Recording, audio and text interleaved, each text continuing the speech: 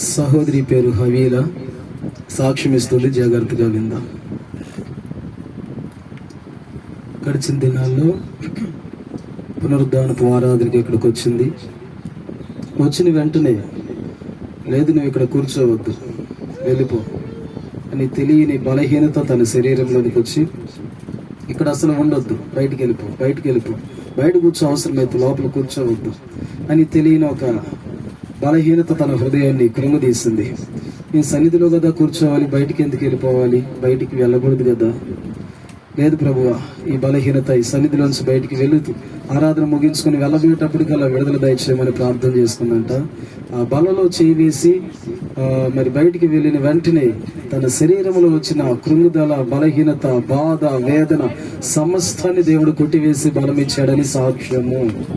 రెండవ సాక్ష్యం వచ్చేటప్పటికల్లా ఈమె మిషన్ నేర్చుకుని 10 సంవత్సరాలు అయిందంట. ఆ జిగ్జాగు మిషన్ కోసం చాలా కాలం ఎదురు చూశాను అన్నయ్య, కానీ 10 సంవత్సరాలు నేను తెచ్చుకోలేకపోయాను. ఎందుకో డబ్బులుండా పరిస్థితులు అనుకూలించినప్పుడు నా దగ్గర ధనం లేదు. ఆశ్రమ గారు మా ఇంటికి వచ్చి ప్రార్థన చేసింది. ఆమె చేసి వెళ్ళిన రోజే మా పైన ఉండే వ్యక్తులు, ఇదిగోమ్మా నువ్వు పలానా బాగా కుడుతున్నావు కదా, ఈ ధనం తీసుకుని ముందు ఆ మిషన్ తెచ్చుకోమని ఈమె చేతికి ధనం ఇచ్చారంట. ఆ రోజే మిషన్ కొనుక్కోవడానికి ప్రభు సహాయం చేశాడు. జీవనోపాధిని నా ప్రభు ఈ రోజు నాకు గడుపుతూ ఉన్నాడు దాని ద్వారా. మూడోది వచ్చేటప్పటికి ఆమె సహోదరికి కూడా భయంకరమైన ఒక బలహీనత. దాని విషయంలో కూడా మరి సేవకులు చెప్పి ప్రార్థన చేయించానన్నా. మీరు ప్రార్థన చేసిన వెంటనే మా చెల్లిని దేవుడు దర్శించి బాగు చేశాడని సాక్ష్యము. ఈ 3 కార్యాలు చేసిన యేసయ్యకి చప్పట్లు కొడుతూ స్తోత్రాలు చెల్లిద్దాం. ఈయన ఆదివారం పాపం ఆశతో వచ్చి సాక్ష్యం ఇస్తుంది. గడిచిన దినాల్లో నా పట్ల దేవుడు గొప్ప మేలు చేశాడన్నా. నాకు చెవంత భయంకరమైన వేదన, బాధ, తట్టుకోలేని నొప్పి. దాని విషయంలో హాస్పిటల్కి వెళ్ళాను. ప్రమాదకరమైంది ఏమైనా చెప్తారేమో భయపడ్డాను, కానీ మరి ఆ స్కానింగ్లో అవి తీసిన తర్వాత ప్రమాదం ఏమీ లేదమ్మా, మరి ఇబ్బంది ఏమీ లేదు, ఈ మందులో తగ్గిపోయిందని డాక్టర్లు సాక్ష్యం ఇచ్చారు. బలహీనత విషయంలో మేలు చేసిన దేవునికి చప్పలు కొడుతూ స్తోత్రాలు చెల్లిద్దాం. స్తోత్రం సాక్ష్యం ఇస్తున్నారు. నేను 25 ఉపవాస ప్రార్థనలో జ్వరముతో నేను ఇక్కడికి వచ్చాను అన్నయ్య. మీరు ప్రార్థన చేశారు, ప్రార్థన చేసిన వెంటనే నా జ్వరం నన్ను విడిచిపెట్టిపోయింది. బలమైన ఆరోగ్యం ఈ రోజు దాకా పొందుకున్నానని సాక్ష్యము. 25వ తేదీ దేవుడు ప్రార్థన ఆలకించి కార్యం చేసిన దేవునికి స్తోత్రాలు చెల్లిద్దాం. స్తోత్రం స్తోత్రం స్తోత్రం. అబ్బి గారు సాక్ష్యం ఇస్తున్నారు. మరి మొబైల్ పోగొట్టుకున్నారు, చాలా ధనం పెట్టి కొనుక్కొని. చాలా బాధపడ్డామయ్యా. కష్టార్జితం ఇన్ని రోజులు కష్టపడితే మరలా మేము కొనుక్కోగలుగుతాం. ఎవరైతే అది తీశారో వాళ్ళే తీసుకొచ్చి ఇచ్చారంట. చప్పలు కొడుతూ స్తోత్రాలు చెల్లిద్దాం. స్తోత్రం స్తోత్రం స్తోత్రం.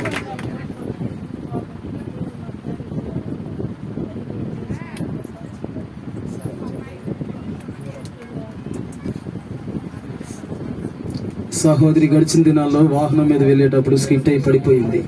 కాలంతా ఫ్రాక్చర్ అయ్యి చాలా భయానకరమైన పరిస్థితి ఎదురైనప్పటికీ మరి హాస్పిటల్కి వెళితే ప్రమాదం, కాలు ఇరిగిందని చెప్తారేమో నేను భయపడి యేసయ్యా నీ సన్నిధిలో సాక్ష్యం చెప్తానయ్యా, నన్ను ముట్టి బాగు చేయి ప్రభు అని ప్రార్థన చేసుకుందంట. హాస్పిటల్కి వెళ్ళి స్కానింగ్ తీయించుకుంటే ఎటువంటి బలహీనత లేదు, కాలు నార్మల్గా ఉంది, భయపడాల్సిన పని లేదు. ప్రమాదం నుంచి తప్పించిన దేవునికి చప్పలు కొడుతూ స్తోత్రాలు చెల్లిద్దాం. సహోదరి ప్రవళిక సాక్ష్యం ఇస్తుంది. గత 3 సంవత్సరాలు బట్టి భయంకరమైన తలకాయ నొప్పి అయ్యా నాకు. తలకాయ నొప్పి విషయంలో చాలా అల్లాడిపోతూ బాధపడుతూ ఉన్నాను. గత బ్రదర్ సాత్విక్ ఇంట్లో ప్రార్థన పెట్టిన రోజు అక్కడ నేను మీ చేత ప్రార్థన చేయించుకున్నాను. ఆ రోజు నుంచి నాకు తలకాయ నొప్పి లేదు. ఆ రోజు నుంచి పని కూడా దేవుడు సమృద్ధిగా ఇచ్చాడు. ఆ రోజు నుంచి మంచి ఆరోగ్యం పొందుకున్నాను. ఈ సాక్ష్యము. మేలు చేసిన దేవునికి చప్పలు కొడుతూ స్తోత్రాలు చెల్లిద్దాం. స్తోత్రం స్తోత్రం స్తోత్రం. అమూల్య సాక్ష్యం ఇస్తుంది. గడిచిన దినాలలో ఈమె ఫోన్ చేసింది ఏడ్చుకుంటూ, ఏం చేయాలో అర్థం కావట్లేదయ్యా, ఏమిటి బాధ, తలకాయ నొప్పి పగిలిపోయినట్లు అనిపిస్తుంది అని బాధపడుతూ ఉంటే ప్రార్థన చేశాను. ముగింపులో ఒక మాట, నువ్వు ఎక్కువ ఆలోచించొద్దు అని చెప్పడం జరిగింది. అలాగనే ప్రార్థన ఆలకించిన దేవుడు ప్రార్థన చేసిన వెంటనే నాకు ఆరోగ్యాన్ని, స్వస్థతను ప్రభు ఇచ్చాడయ్యా. 25 వచ్చి సాక్ష్యం చెప్దాం అనుకుందంట, పరిస్థితులను బట్టి రాలేకపోయానయ్యా, కానీ మీరు ప్రార్థన చేసిన వెంటనే నాకు ఆ తలనొప్పి విడుదలైపోయింది. చప్పట్లు కొడుతూ స్తోత్రాలు చెల్లిద్దాం అంటున్నారు. అప్పుడే పని నుంచి ఇంటికి వచ్చిందంట. వెంటనే ఛాతిలో భయంకరమైన నొప్పి. చాలా బాధపడ్డాను అన్నయ్య, చాలా వేదనకి గురయ్యాను. అయినా సరే డైలీ ప్రార్థనలకి నేను రావాలి. ఈ పరిస్థితులు ఆగను. అట్లానే బలహీనతతోనే వచ్చాను ఇక్కడికి. ప్రార్థన చేశారు, వెంటనే యేసయ్య నన్ను ముట్టి బాగు చేశాడు. హల్లెలూయా. వెంటనే ప్రేరేపణ, నేను మేలు చేశా కదా, వెళ్ళు చెప్పు, సాక్ష్యం చెప్పాడు పరిశుద్ధాత్ముడు గద్దింపు. ఆయన ఏ పరిస్థితుల్లోనైనా ఆదుకోగలిగిన సహాయకుడు. ఆయనకే మహిమ కలుగును గాక. ఆమె సాక్ష్యం ఇస్తుంది. పోయిన ఆదివారం నేను వచ్చి ప్రార్థన చేయించుకుని వెళ్ళాను అన్నయ్య మందిరానికి వచ్చి. సమృద్ధి అయిన చేతి పని నేను చూశాను ఈ రోజు దాకా. అంత మాత్రమే కాదు, మా ప్రయాణాలన్నింటిలో తోడై ఉన్నాడు. మందిరానికి వచ్చినప్పుడల్లా నేను అసలు ఏ విధంగా ఆశీర్వదించబడతానంటే ఆ విధంగా దీవించబడతానన్నయ్య అంటుంది. ఆగినప్పుడు మరలా ఏమి ఎదురైంది? ఆయన సన్నిధికి వస్తే పచ్చిక కలిగిన బయళ్లలో ఆయన పరుండ చేయగలడు. మరి అన్ని విషయాల్లో సమృద్ధినిచ్చిన యేసయ్యకి స్తోత్రాలు చెల్లిద్దాం. స్తోత్రం, స్తోత్రం, స్తోత్రం, స్తోత్రం. ప్రతి నెల 25 ఇంత కొండలు ఏమే కడిగేది ఎవరు? అందరూ మన వాళ్ళు స్టైల్గా తినేసి అడిసిరేసి వెళ్తారు కదా, కడిగేది ఏమే? స్తోత్రం. అన్నా చేస్తున్నా దేవుడేమైనా కానే కాదు. ఇవాళ వచ్చి ఆ పెద్ద ఇప్పటికీ గడగల ఎవరు దాన్ని ఇప్పుడు వచ్చి కడిగింది నా తల్లి. స్తోత్రం. ఆయన పేరట చేసిన పరిచర్య మరుచుటకు అన్యాయస్తుడు కాడు. హల్లెలూయా. మంచి దేవుడు దీవించు. వస్తే తీర్మానం ప్రార్థన చేసుకుంది, వెంటనే దేవుడు స్వస్థపరిచాడని కూడా సాక్ష్యము. మేలు చేసిన దేవునికి మహిమ కలుగును గాక. 8వ నెలలో ఆగస్టు 4వ తారీఖున జాయిన్ చేశారు. ఇంకా 28 కార్డు ఇస్తారు వాళ్ళు. ఇన్ని కరెంట్లు పెట్టాలని ఇంక కార్డు ఇస్తారు. కార్డులో 38 కరెంట్లు ఉన్నాయి, 36 కరెంట్లు ఉన్నాయి. 36 కరెంట్లకి కరెంటు పెట్టినప్పుడల్లా టిక్కు పెడతారు దాని మీద మనం పెట్టించుకున్నప్పుడు. అట్లాగే కరెంటు పెట్టించుకుంటా వెళ్ళినప్పుడల్లా నేను దేవుడికే ప్రార్థన చేసుకునేదాన్ని. నాయన మరి 12 సంవత్సరాల రక్తంగా ఉండగల స్త్రీకి మరి ముట్టి స్వస్థపరిచావు నాయన, నన్ను స్వస్థపరిస్తే నేను ప్రార్థన చేసుకునేదాన్ని. ఇంకా కరెంటు పెట్టారు. 28 కరెంట్లతో తగ్గిపోయింది నాకు శుభ్రంగా. 36 కరెంట్లకి 28 కరెంట్లతో తగ్గించేసాడు దేవుడు. ఇంకా ఈరోజనాలు వాంతులు 2 నెలలు దాకా తగ్గలేదు. ఏమి ఆహారం లేదు. ఇంకా జ్యూసు, మంచినీళ్ళు, లేకపోతేనేమో కొబ్బరి నీళ్ళు, మజ్జిగ రసమే తాగేదాన్ని. ఈ ఈరోజనాలంటే తగ్గల, వాంతులు తగ్గలేదు. సర్లేమని ఏలూరు నుంచి మా తమ్ముడును మా అక్కయ్య గారు అబ్బాయి వచ్చారు. ఇలాగ అయిపోయారు, మంచంలోంచి లెగలేకపోతున్నారు. అందుకనే కర్ణాటక వెళ్ళి మా అమ్మ తట్టుకోలేదు కరెంట్లని. మా అబ్బాయి కుమారు కర్ణాటక వెళ్ళి మందు వచ్చాడు 4 నెలలు, అయినా తగ్గలేదు. ఇక మంచంలోంచి లెగలేని పరిస్థితుల్లో ఉన్నాయి. ఇలాగ అయిపోయారు. అయిపోతే ఏలూరు నుంచి మా అక్కయ్య కొడుకుని మా తమ్ముడు వచ్చారు. మా తమ్ముడు చూసి అక్కయ్య ఏంటక్కయ్య ఇలాగ అయిపోయాడు అని ఏడిచాడు. ఏడుస్తాను మనసులో, మా అక్క ఇంకా ఏలూరు వస్తుందా బట్టి గుంటూరు చచ్చిపోతుంది అని ఏడిచి వెళ్ళి వాళ్ళ ఊర్లో చర్చికి వెళ్ళి నాయన యేసయ్య మా అక్క నిన్నే నమ్ముకుంది, మా అక్క ఇంటికి వస్తే క్షేమంగా ఇంటికి తీసుకొస్తే నేను మా అక్క చేత కాలు పెట్టిస్తానని మొక్కుకున్నాడు. నేను ఏలూరు వెళ్ళాక నన్ను తీసుకెళ్ళి చర్చికి తీసుకెళ్ళి మొక్కుబడికి చెల్లించుకున్నాను. అపార్ట్మెంట్లో ఉండేవారు మా అబ్బాయి. అపార్ట్మెంట్లో తీసుకొచ్చారు. ఆగస్టు 4వ తారీఖు నుంచి జాయిన్ అయిన దాన్ని అక్టోబర్ 2వ తారీఖున ఇంటికి వచ్చాను. ఇంటికి తీసుకొచ్చాక ఇంక మంచంలోంచి లెగలేకపోతున్నాను. బాత్రూమ్ వస్తుందని లేస్తే అక్కడే ఈరోజు అయిపోతే మా అబ్బాయి బాత్రూంలో దించి చీపురు గట్ట బకెట్తో నీళ్ళు తెచ్చి అంతా కడిగాడు శుభ్రంగా. అర్ధరాత్రులు పనికెళ్ళి వచ్చినా కూడా కాళ్ళకి పొగలు రాసి నా కొడుకు కాళ్ళు నొక్కేవాడు. నా కొడుకు నేనంటే ఎంత ప్రేమో నా కొడుకు తెలియదు. యేసయ్య తర్వాత నా కొడుకు అంత ప్రేమగా చూసుకున్నాడు. యేసయ్య ప్రాణం పెట్టాడు, నా కొడుకు సేవ చేశాడు. ఎవరో కూడా దేవుణ్ణి మర్చిపోకూడదని ఈ చిన్న సాక్ష్యం దేవుడు జీవించును కాదు. అందరూ బాగున్నారు కదా? బాగున్నారు కాదు, బాగుంటారు. ఎందుకని? దేవుడు తోడుంటాడు కనుక. ఉన్నాడా? ఉన్నాడు కాబట్టే ఈరోజు సజీవులుగా ఉన్నాము. హల్లెలూయా. యేసయ్యకే మహిమ కలుగును గాక. మిమ్మల్ని అందరిని బట్టి ప్రభు చాలా సంతోషిస్తున్నాడు. ఎందుకని చెప్పండి? మీరందరూ ఆయన చిత్తము చేస్తారు అని, ఆయన సంకల్పంలో నడుస్తారని. హల్లెలూయా. వాక్యం చెప్పమంటారా? పాడబడమంటారా? ఏందయ్యా వాక్యం టైంకి వచ్చి పాట అంటామంటారా? హల్లెలూయా. వాక్యం చెప్పాయి అన్న వాళ్ళంతా గట్టిగా హల్లెలూయా చెప్పండి. వాక్యం వద్దన్న వాళ్ళంతా హల్లెలూయా చెప్పండి. హల్లెలూయా. చెప్పారా ఎవరన్నా? చెప్పిన వాళ్ళని ఇంటికి పంపిండి, ఆటో కట్టి ఛార్జీ నేను ఎత్తా.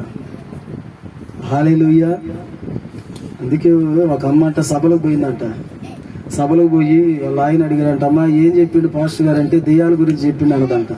దెయ్యాల గురించి మన ఊళ్ళో చాలా మంది చెప్తారులే, వద్దులే మౌనుకో అన్నాడంట. వినేది సరిగా వినకుండా మీరు వచ్చి కూర్చున్న ఉపయోగం లేదు. హల్లెలూయా. మంచిది. నేను కాసేపు దేవుడి వాక్యం చెప్తా, మిమ్మల్ని విసిగించను. మీకు అంటే తెలియని వాక్యం ఏం కాదు, తెలిసినదే. హల్లెలూయా. ఎక్కడి నుంచి చెప్పగలను? బైబిల్లో నుంచే కదా. హల్లెలూయా. మంచిది.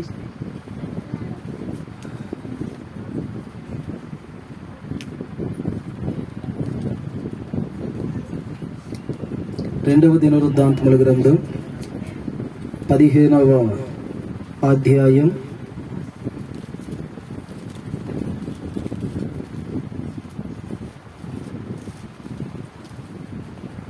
12వ వచనం చదువుదాం. పూర్ణ హృదయముతోను పూర్ణ ఆత్మతోను తమ పితరుల దేవుడైన యెహోవా యొద్ద తాము విచారణ చేయదమనియు, పిల్లలే గాని పెద్దలే గాని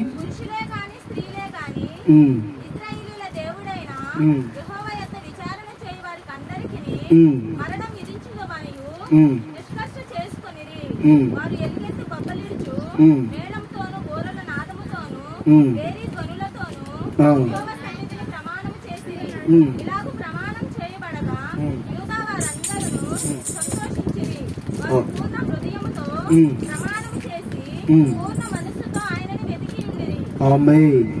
పూర్ణ మనస్సుతో ఆయనను 16:2 కూడా చూడమ్మా. యెహోవా మందిరమందును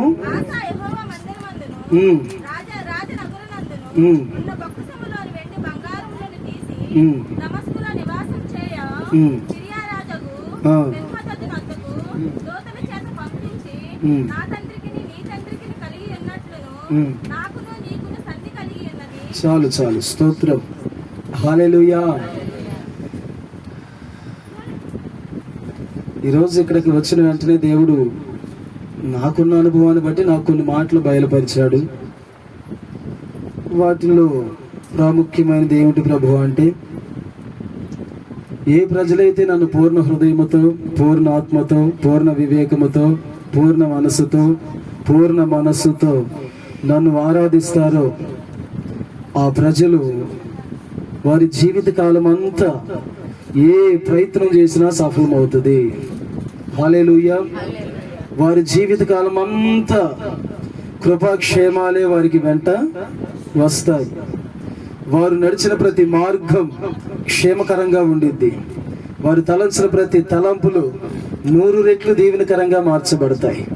మరి వీటన్నిటికీ సాదృశ్యం ఏమిటి ప్రభు అంటే, నా ప్రజలు ఎప్పుడైతే నా వైపు పూర్ణ మనస్సుతో, పూర్ణ ఆత్మతో తిరిగి నా సన్నిధిలో నన్ను ఆరాధిస్తారో, ఆశాకాలంలోనండి, మరి వాళ్ళు యుద్ధానికి వెళ్ళేటప్పుడైనా, మరి ఒక పని చేసేటప్పుడైనా, ఒక ప్రయాణంలోనైనా వారు దేవుని వైపు తిరిగి మొదటిగా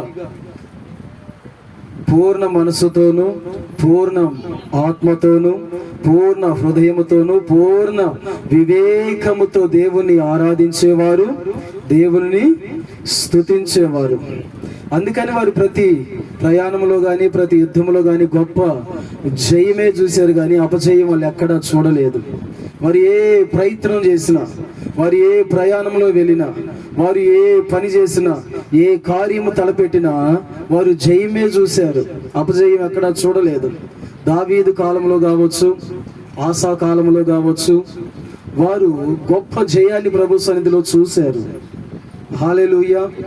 అలాగే ఈరోజు మనం తలపెట్టిన ప్రతి కార్యం, తలంచిన ప్రతి కార్యం, ఆలోచిస్తున్న ప్రతి ఆలోచన, ఆశగల ప్రతి ప్రాణము ఎప్పుడు ఆయన సన్నిధిలో సంపూర్ణంగా ఆశీర్వాదకరంగా మార్చబడతాయి అని చెప్పంటే, ప్రజలు పూర్ణ హృదయంతో దేవుని వైపు తిరగాలి, పూర్ణ ఆత్మతో ప్రజలు దేవుని వైపు తిరగాలి, పూర్ణ వివేకముతో ప్రజలు దేవునిని స్తుతించాలి. అప్పుడు ప్రజలు కుటుంబాలలో కావచ్చు, వారు కుటుంబాలలో చేసే ఏ ప్రయత్నమైన సకల ప్రయత్నాలలో నా దేవుడు తోడై ఉంటాడు. 1, 2 కాదు కానీ సకల ప్రయత్నాలు, సకల పనులు, సకలములో దేవుడు తోడై ఉండి గొప్ప విజయాన్ని మీకు అనుగ్రహిస్తాడు. కానీ అపజయాల పాలు ఎన్నడూ దేవుడు చెయ్యడు. అంటే దేంట్లో ఉంది ఆశీర్వాదం అంతా అని చెప్పేటే, అమ్మ ఇల్లు మాట్లాడుకుంటున్నాను. Praise the Lord. Hallelujah, hallelujah. జాగ్రత్తగా వినండి, నేను కాస్త సమయమే చెప్తాను, ఎక్కువ సమయం చెప్పను, వినాలి. స్తోత్రం. హల్లెలూయా. దావీదు కాలంలోనూ కూడా వారు ఒక యుద్ధానికి వెళ్ళారు. ఆ యుద్ధంలో గొప్ప జయమే చూశారు. ఆ జయం చూసేదానికి ముందు వారు దేవుని సన్నిధిలో ఆరాధన చేసి, వారు పూర్ణ వివేకముతో దేవుని స్తుతించి, పూర్ణ ఆత్మతో దేవుణ్ణి ఆరాధించి యుద్ధానికి వెళ్ళినప్పుడు ఆ యుద్ధంలో దేవుడు దావీదుకి జయమే ఇచ్చాడు, ఆసాకి దేవుడు జయమే ఇచ్చాడు. గనుక మన జయము ఎక్కడ దాగి ఉందయ్యా అంటే, మనం దేవుని స్తుతించినప్పుడు ఆ స్తుతుల మధ్యలో మన జయాన్ని దేవుడు ఉన్నతంగా స్థిరపరచగలడు. ఎప్పుడైతే ప్రజలు ఆరాధిస్తారో, ఎప్పుడైతే పూర్ణ హృదయంతో దేవుని స్తుతిస్తారో, ఎప్పుడైతే పరిపూర్ణమైన మనస్సు దేవుని సన్నిధిలో నిలుపుతారో, ఆ రోజు సకల ప్రయత్నాలు, సకల ఆలోచనలు, సకల పనులు దేవుడు నీ పక్షాన తోడయుండి జయం అనుగ్రహిస్తాడు. హల్లెలూయా. గనుక వారు మహారాజులై ఉన్నారు, వాళ్ళు అధిపతులై ఉన్నారు, దేవునితో మాట్లాడగలిగిన స్థాయి కలిగి ఉన్నారు, గొప్ప రాజ్యాలకు ఒక రాజులై ఉన్నారు. వాళ్ళు ఇంతటి బలము కలిగిన వారు వారి యొక్క జ్ఞానం మీదో, రాజ్యం మీదో, సైన్యం మీదో, తెలివి మీదో ఆధారపడకుండా దేవునిని ఆరాధించే విషయంలో, దేవునిని స్తుతించే విషయంలో, దేవుని సన్నిధిలో పూర్ణ హృదయముతో ఆయన్ని విజ్ఞాపన చేసే విషయంలో ముందుండి ఆ తర్వాత ఏ పనికి వెళ్ళినా వాళ్ళు గొప్ప జయము చూశారు. అయితే ఇదంతా ఎక్కడుందయ్యా అంటే, దావీదు బలమైన స్తుతి ఆరాధన చేసేవాడు. హల్లెలూయా. దావీదుని దేవుడే అన్నాడు ఆరాధికుడు ఇతనని. ఏమన్నాడు? ఇతడు ఆరాధికుడు, బలమైన ఆరాధన. దావీదు వీణ గనక చేతబట్టాడంటే దెయ్యాలన్నీ బయటపడతాయి అంట. సౌలులో ఉన్నదే బయటపడి వెళ్ళిపోయింది. స్తోత్రం. గనుక దావీదు బలంగా దేవుణ్ణి ఆరాధించాడు గనక ఆ ఆరాధనల మధ్యలో నా దేవుడు ఆసీనుడిగా ఉండి దావీదుకు జయమును అనుగ్రహించాడు. ఆమేన్. కనుక ఆరాధన ఎప్పుడు చేయాలి, ఆరాధన ఎక్కడ చేయాలి, ఆరాధన ఏమిటయ్యా అని మీరు అడగవచ్చు. వాటి గురించి నేను కొన్ని రెఫరెన్స్లతో సహా మీకు చెప్తాను. స్తోత్రం. ఆరాధన ఎప్పుడైతే మనిషి దేవుని సన్నిధిలో, మరి సేవకుడు ఇక్కడ నిలబడి, అంటే ఆరాధనలు పలు విధాలుగా ఉన్నాయి. ఆ ఆరాధన విషయమై ఈరోజు దేవుడు మాట్లాడమన్నాడు. అయితే ఇక్కడ ప్రతి ఆదివారం దేవుని సన్నిధికి వచ్చి సేవకుడు ఆరాధన చేసేటప్పుడు, పాడేటప్పుడు మీరందరూ కలిసి ఏక స్వరముతో, ఏక మనసుతో, పూర్ణ హృదయముతో దేవుణ్ణి ఆరాధించేది ఇది ఒక ఆరాధన. స్తోత్రం. ప్రతి శనివారం పరిశుద్ధాత్మ ఆరాధన కనిపెట్టే కూటమది. ఆ కూటములు అందరూ కలిసి భాషలతో మాట్లాడి ఆరాధన చేసేది అది ఒక ఆరాధన. స్త్రీల కూటమికి వచ్చి చేసేది ఒక ఆరాధన. ఇంకా 100 విధాలుగా దేవుణ్ణి ఆరాధించే కోణాలు ఉన్నాయి. స్తోత్రం. హల్లెలూయా. గనుక ఈరోజు చెప్తున్న ఈ యొక్క ఉపదేశ ప్రకారం గనుక నువ్వు నడుచుకోగలిగితే ఏ ప్రయత్నం చేసినా దేవుడు నీకు జయమునిస్తాడు. ఆమేన్. గనుక దేవుణ్ణి ఆరాధించే విధాములు, దేవుణ్ణి ఆరాధన చేసే విధాలు, దేవుని ఆరాధన చేసి మహిమపరిచే కోణాలు పలు విధాలుగా ఉన్నాయి. స్తోత్రం. గనుక ఏ జయము పొందాలన్నా, ఏ ప్రయత్నంలో వృద్ధి చెందాలన్నా మొదటిగా దేవుణ్ణి ఆరాధించిన తర్వాతే మనం ఏ జయమైనా పొందగలుగుతాం. కనుక ఆరాధించే విధాలు ఎన్నో విధాలుగా ఉన్నాయి. స్తోత్రం. వాటిలో ఒక విధం చదువుకుందాం. హల్లెలూయా. జాగ్రత్తగా మీ రెఫరెన్స్ తో సహా రాసుకోండి. దేవుణ్ణి ఆరాధించు విధములు. హల్లెలూయా. కొలసీలకు రాసిన పత్రిక 4వ అధ్యాయం 16వ వాక్యం చదువుదాం. కొలసీలు 4:16. త్వరగా, ఆలస్యం చేయకూడదు. ఈ పత్రిక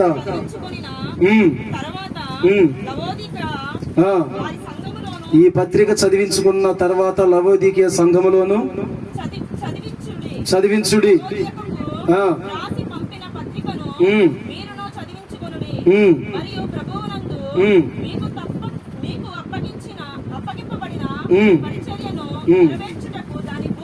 దానిని గూర్చి ఆమేన్, హల్లెలూయా. లవోదికీయ సంఘమునకు ఒక పత్రిక రాసి దాన్ని పంపించారు, దాన్ని చదవమని అన్నాడు. దేవుని వాక్యమును చదువుట ద్వారా దేవుణ్ణి ఆరాధించినట్లు. హల్లెలూయా.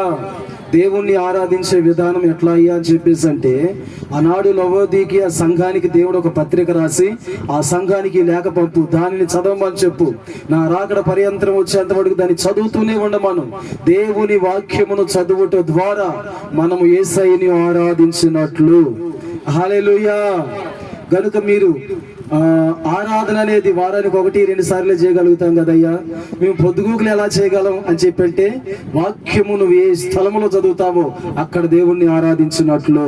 పని దగ్గరికి కూడా వాక్యం తీసుకొని పోండి, బండిలో వెళ్ళేటప్పుడు బండిలో దేవుని వాక్యాన్ని తీసుకొని పోండి, వాహనం మీద వెళ్ళేటప్పుడు బండిలో బైబిల్ తీసుకొని పోండి, ఇంట్లో బైబిల్ తీసుకొని ఎప్పుడైతే వాక్యం చదువుతారో వాక్యమును చదువుట ద్వారా దేవునిని మనం ఆరాధించినట్లు. మరొక వాక్యం కూడా చదువుదాం. 1వ దశలోనికి రాసిన పత్రిక 5వ అధ్యాయం 27వ వాక్యం కూడా చదువుదాం త్వరగా. సహోదరులందరికీ ఈ పత్రిక చదివి ప్రభు పేరట మీకు ఆనబెట్టి చెప్పుచూ ఉన్నాను. ఈ పత్రిక యేసయ్య మనకు రాసిన ప్రేమ లేఖ. ఇదే లేఖ చెప్పండి, ప్రేమ లేఖ. దీనిని చదువుట ద్వారా మనం యేసయ్యని ఆరాధించినట్లు. ఎవరిని ఆరాధించినట్లు? యేసయ్యని ఆరాధించినట్లు. ఈ రోజు నువ్వు ఇంట్లో వాక్యం చదువుకుంటున్నావా? మందిరానికి వచ్చినప్పుడు మాత్రమే వాక్యం చదువుతున్నావా? హల్లెలూయా. మీరు మందిరానికి వచ్చేటప్పుడు ఒక బైబిల్, పని దగ్గర పనికాడికి వెళ్ళేటప్పుడు కూడా ఒక చిన్న బైబిల్ తీసుకొని, ఆటో దోలినా లేదంటే ఏదైనా పనికాడికి వెళ్ళినా ఏదైనా ప్రయాణంలో వెళ్ళినా ఒక చిన్న బైబిల్ తీసుకొని, ఎక్కడ సమయం దొరికితే అక్కడ బైబిల్ తీసుకొని చదవటం మీరు ప్రారంభించండి. ఒక ప్రయత్నం మీదే వెళుతున్నారు అనుకోండి, బైబిల్ తీసుకొని పోండి. అక్కడ ఏదైనా 2 నిమిషాలు టైం దొరికింది అనుకోండి, వెంటనే వాక్యం తీసుకోండి. దేవుడు ఏదో ఒక రెఫరెన్స్ చూపిస్తాడు, దాన్ని చదవండి. అక్కడనే నువ్వు దేవుణ్ణి ఆరాధించినట్లు. హల్లెలూయా. దేవుడు మనకు అప్పగించిన ఈ పత్రికను చదువుట ద్వారా మనం యేసయ్యని ఆరాధించినట్లే. ఇక్కడికి వచ్చి సేవకుడు ఆరాధన చేసేటప్పుడు చాలా మంది, అయ్యో ఈ రోజు పని వచ్చింది, ఆరాధన మిస్ అయినా లేదు. ఇక్కడ ఆరాధన మిస్ అయినా వెంటనే నువ్వు ఇంటికి వెళ్ళి బైబిల్ తీసుకొని వాక్యమును చదువుట ద్వారా యేసయ్యని మనం ఆరాధించినట్లే. స్తోత్రం. కనుక ఈ రోజు ఎంతమంది చదువుతున్నారు ఈ వాక్యమును? ఎంతమంది ఏ స్థలాలలో మరి ఎక్కడ ఏ పరిస్థితుల మధ్యలోనైనా వాక్యము చదివే అనుభవంలోనికి మీరు వస్తున్నారా? స్తోత్రం. అందుకే దేవుడు మనకి ఇచ్చాడు. దీనిని ఏ విషయంలోనైనా దేవుడు మనకి మార్గదర్శిగా ఇచ్చాడు. ఎక్కడికి వెళ్ళినా పరిశుద్ధ గ్రంథాన్ని మనం చేతపట్టుకొని పోయేవారిగా ఖచ్చితంగా ఉండాలి. స్తోత్రం. కనుక వెళ్ళిన ప్రతి స్థలములో వాక్యం బైబిల్ తీసి దేవుడు చూపించిందని చదువుకుంటూ దాన్ని నెవర వేసుకుంటూ స్తుతిస్తూ దేవుణ్ణి నాట్యమాడుతూ అక్కడే ఆ వాక్యం చూపించిన చదివిన వెంటనే తెలియని ఆనందం కలుగుతుంది హృదయంలో, తెలియని సంతోషం ఎదురవుతుంది హృదయంలో. అక్కడనే మనం దేవుణ్ణి ఆరాధించినట్లు. అర్ధరాత్రి తీసిన బైబిల్ చదువు దేవుణ్ణి ఆరాధించినట్లే. ఉదయాన్నే లేసి కాసేపు బైబిల్ చదువు దేవుణ్ణి ఆరాధించినట్లే. పడుకోబోయే ముందు కాసేపు బైబిల్ చదువు దేవుణ్ణి ఆరాధించినట్లే. కనుక దేవుడే లవోదికీయ సంఘానికి పత్రిక పంపించి దీనిని చదవమని చెప్పు. దీన్ని చదువుట ద్వారా యేసయ్యను మనం ఆరాధించినట్లు. హల్లెలూయా. మరొక వాక్యం కూడా చదువుదాం. అపోస్తుల కార్యముల గ్రంథం 6వ అధ్యాయం 2వ వాక్యం చదువుదాం. ఫాస్ట్ గా ఉండాలి మీరు. అప్పుడు 12 అపోస్తలులు తమ యొద్దకు శిష్యుల సమూహమును పిలిచి, మేము దేవుని వాక్యం బోధించుట మాని ఆహారము ఆహారము పంచిపెట్టుట ఉత్తమము కాదు, దేవుని వాక్యమును బోధించుట మాని ఆహారము పంచిపెట్టుట యుక్తము కాదు, సమము కాదు. అంటే దేవుని వాక్యమును మనం ఎప్పుడైతే ప్రకటన చేస్తామో, దేవుని వాక్యాన్ని ఎప్పుడైతే ప్రకటిస్తామో, అప్పుడు మనం యేసయ్యని ఆరాధించినట్లే. హల్లెలూయా. అంటే ఒక ఆరాధన దేవుని మందిరానికి వచ్చి చేసేదే కాదు, దేవుని మందిరానికి వచ్చి చేసేది ఒక ఆరాధన కాదంటలేదు. అనేకమైన ఆరాధనలు మనం దేవుని సన్నిధిలో ఉన్నాయి చేసేవి. ఒకటి వాక్యము చదువుట ద్వారా, 24 గంటల వాక్యమును చదువుట ద్వారా దేవుణ్ణి ఆరాధించినట్లే. రెండోది దేవుని వాక్యమును బోధించుట ద్వారా కూడా యేసయ్యని ఆరాధించినట్లే. ఇప్పుడు నేను వాక్యమును బోధిస్తున్నా, వాక్యములో ఏదో ఒక, చూడండి దావీదు రాసిన కీర్తన ఒకటి ఉంది. హల్లెలూయా. కీర్తన గ్రంథం తీసుకుందాం, 62వ కీర్తన. ఇది ఒక పాటగా దావీదు రాశాడు. నా ప్రాణము దేవుని నమ్ముకొని మౌనముగా నున్నది, ఆయన వలన నాకు రక్షణ కలుగును, ఆయనే నాకు ఆశ్రయదుర్గము, ఆయనే నా రక్షణకర్త, ఎత్తైన నా కోట, ఆయనే నేను అంతగా కదిలింపబడను. హల్లెలూయా. ఈ మాటలన్నీ దావీదు పాటగా రాసుకున్నాడు. 5వ వాక్యంలో కూడా నా ప్రాణమా దేవుని నమ్ముకొని మౌనముగా నుండుము.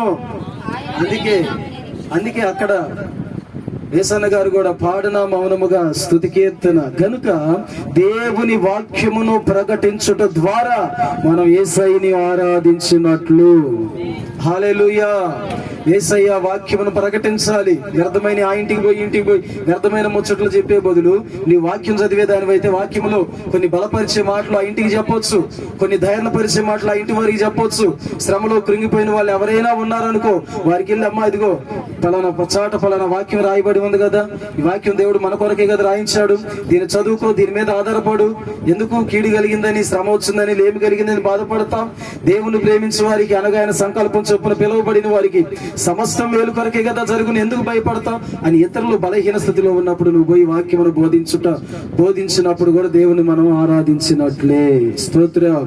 అందుకే ఆ ఇంటికో ఈ ఇంటికో, ఆ అమ్మకో ఈ అమ్మకో అవకాశం ఉండే కొలది దేవుని వాక్యాన్ని బోధించండి. స్తోత్రం. దేవుని వాక్యం బోధించినప్పుడు, ఆయన వాక్యాన్ని వివరించినప్పుడు, ఆయన వాక్యాన్ని నీ మాటలో పలికినప్పుడు ఆయనను మనం ఆరాధించినట్లు. నువ్వు బోధించేది ఎవరి గురించి? నీ గురించా, నీ చుట్టాల గురించా? ఎవరి గురించి బోధించాలా? నేను నా దేవుని వాక్యమును బోధించక ఆహారం పెట్టడం మంచిది కాదు అన్నాడు అపోస్తులు 6:2. చదవమాట. అప్పుడు 12 అపోస్తలులు తమ యొద్దకు శిష్యులను సమూహము పిలిచి, మేము దేవుని వాక్యం బోధించడం మాని ఆహారం పంచిపెట్టుట యుక్తము కాదు. ఆమేన్. దేవునికి శిష్యులుగా ఉండగోరుచున్నారా మీలో ఎవరైనా? దేవునికి శిష్యురాలుగా ఉండగోరుతున్నారా? ఎవరైతే దేవునికి శిష్యురాలుగా ఉండాలి అని అనుకుంటున్నారో మీరంతా దేవుని వాక్యమును బోధించండి. దేవుని వాక్యమును బోధించుట మాని ఆహారం పంచిపెట్టుట యుక్తము కాదు. అంటే ఏ సమయంలోనైనా దేవుని వాక్యముని మీరు ప్రకటించే బిడ్డలుగా ఉండాలి. ఆహారం కోసం, అల్పమైన దాని కొరకు, లోక భోగాల కొరకు, లోక ఇచ్చల కొరకు, లోక సంపాదన కొరకు, వాటి కొరకు వీటి కొరకు దేవుని వాక్యాన్ని బోధించడం మానకూడదు. దేవుని శిష్యులుగా మీరు ఉండాలి అంటే ఆయన రాకడలో సింహాసనం ఎదుట నిలవబడి నా శిష్యుడు, నా శిష్యురాలినివని ప్రభు చెప్పినట్లుగా ఆయన వాక్యమును మీరు బోధించండి. ప్రతి స్థలములో, ప్రతి మనిషికి, ప్రతి చోట, ప్రతి ప్రాంతములో, ప్రతి ప్రయాణములో దేవుని వాక్యమును బోధించుట ద్వారా మనము యేసయ్యను ఆరాధించినట్లు. హల్లెలూయా. మనకి ఎక్కడి నుంచి బోధిస్తారా మీరు దేవుని వాక్యమును? ఆరాధించేవారు గొప్ప జయం చూస్తారు. ఎవరిని ఆరాధించేవారు? రకరకాల ఆరాధనలు ఉన్నాయి. బలుల ఆరాధనలు ఉన్నాయి, మనుషుల ఆరాధనలు ఉన్నాయి, స్వకీయ ఆరాధన ఉంది, సొంత ఆరాధన ఉంది. దేవునికి ఆరాధన చేసే ఒక ఆరాధన కూడా ఉంది. పరిశుద్ధుడైన దేవునికి మారు మనసు పొంది నీ యొక్క పాపములు ఆయన రక్తంలో కడుక్కొని పరిపూర్ణంగా దేవుని సన్నిధిలో లోబడి నీ దుఃఖము, నీ బాధ సమస్తాన్ని ప్రక్కన పెట్టి ఆయన సన్నిధికి వచ్చి వినేవాడు ఒక ఆయన ఉన్నాడు, నీ ప్రార్థనకు జవాబిచ్చాను ఒక ఆయన ఉన్నాడు. ఆయన సన్నిధికి వచ్చి కన్నీరు విడిచి ఆయన వైపు నువ్వు హృదయపూర్వకంగా తిరిగి యుక్తమైన జ్ఞానము కలిగి నువ్వు ఆయన ఆరాధిస్తే ఆయన ఖచ్చితంగా నీకు జవాబు ఇవ్వగలడు. ఆమేన్. కనుక దేవుని వాక్యమును బోధించడం ద్వారా కూడా మనం యేసయ్యని ఏం చేసినట్లు? ఆరాధించినట్లు. హల్లెలూయా. మరొక వాక్యం కూడా చదువుదాం. అపోస్తుల కార్యముల గ్రంథం 2వ అధ్యాయం 42వ వాక్యం కూడా చదువుదాం.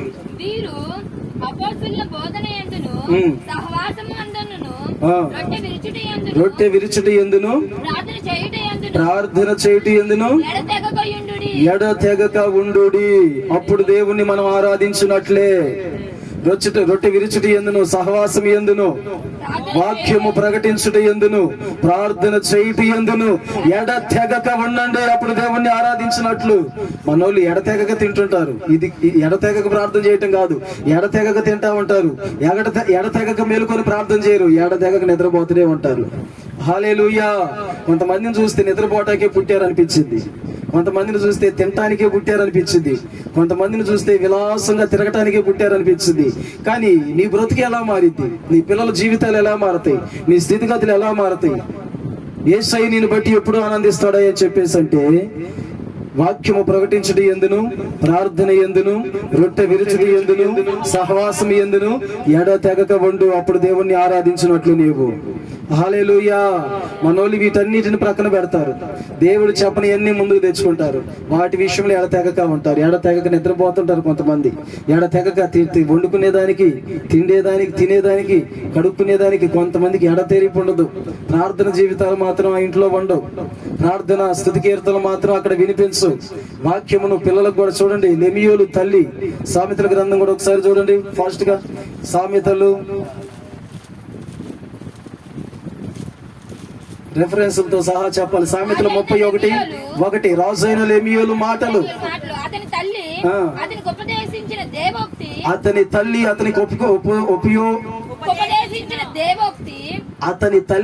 అతనికి ఉపదేశించిన దేవోక్తి. నా కుమారుడా నేనేమందును.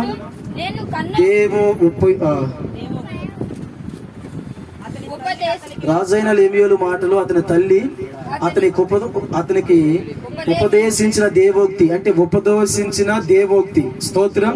ఏవేవైతే ఆమె తన కుమారుడికి ఉపదేశించింది అంటే దేవోక్తి అనగా భయభక్తులు, అనగా దేవుని యొక్క భక్తి, దేవుని వాక్యమును తల్లి తన పిల్లలకు నేర్పించింది.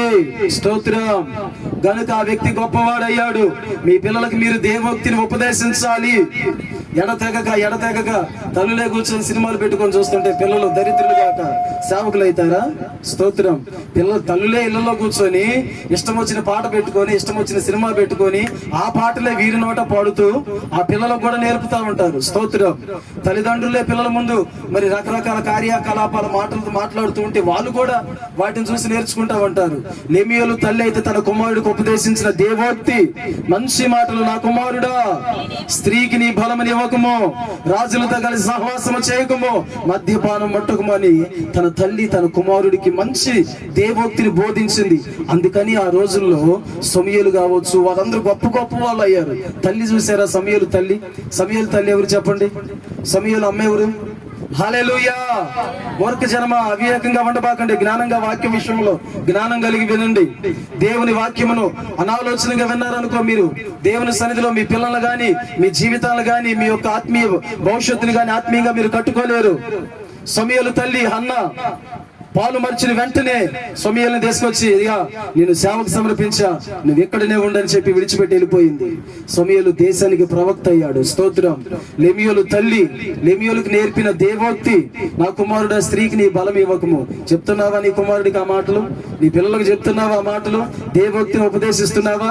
నీవు దేవోక్తిని ఉపదేశించినట్లయితే వాళ్ళు ఎందుకు త్రోవ తప్పుతారు? హల్లెలూయా. చూడండి, పిల్లగాడి కంట బాల్యమందు నీవు వాడిని నడిపించవలసిన త్రోవలు ఎందు నడిపిస్తే పెద్దవాడైనాకును వాడు ఆ త్రోవలు ఎందు తొలగి పోడు. గనుక లెమియోలు తల్లి బోధించింది, వాక్యమును బోధించింది. సమూయేలు తల్లి వాక్యమును బోధించింది. ఇంట్లో పిల్లలకి వాక్యాన్ని బోధించింది, తన రక్త సంబంధులకు వాక్యాన్ని బోధించింది. పెళ్లికి వెళ్ళిన వాక్యమే బోధించేదంట అన్న. ఆ రోజుల్లో ఆమెకి రక్త సంబంధులు ఉన్నారు. రక్త సంబంధులు, అన్నదమ్ములు, స్నేహితులు ఎంతో మంది అన్నాకున్నారు. అన్న వెళ్ళిన ప్రతి చోట వాక్యమును బోధించేది. పెళ్లికి వెళ్ళిన వాక్యం బోధించేది, ఏ కార్యక్రమానికి వెళ్ళిన వాక్యం బోధించేది, ఏ పనిలో వెళ్ళిన వాక్యమును బోధించేది. వాక్యము. ఆ వాక్యమే ఆమె జీవితానికి దీపమై వెలిగించి హన్నాని ఈ రోజు ఉన్నతమైన స్థితిలో, హన్నా అంటే కృప, 78 సంవత్సరాలు సేవ చేసింది అన్న దేవుని మందిరంలో. హల్లెలూయా. గనుక అంత స్థాయికి హన్న తన కుమారుని తీసుకెళ్ళిందంటే ఆమె బోధించిన దేవోక్తి. స్తోత్రం. గనుక దేవుని ఆరాధించే విధానం ఆయన వాక్యమును బోధించుట ద్వారా. చెప్పండి, ఆయన వాక్యమును ఏం చేయడం ద్వారా? ఆయన వాక్యమును బోధించుట ద్వారా మనమందరమే ఆయన్ని మనం ఆరాధించినట్లే. బోధిస్తున్నారా ఈరోజు వాక్యం? మీ ఎదురింటి వాళ్ళకి కావచ్చు, పనులు కాడ కావచ్చు, ఇంట్లో కావచ్చు, మీరు భార్యాభర్తలు కూడా బోధించుకోవచ్చు వాక్యం.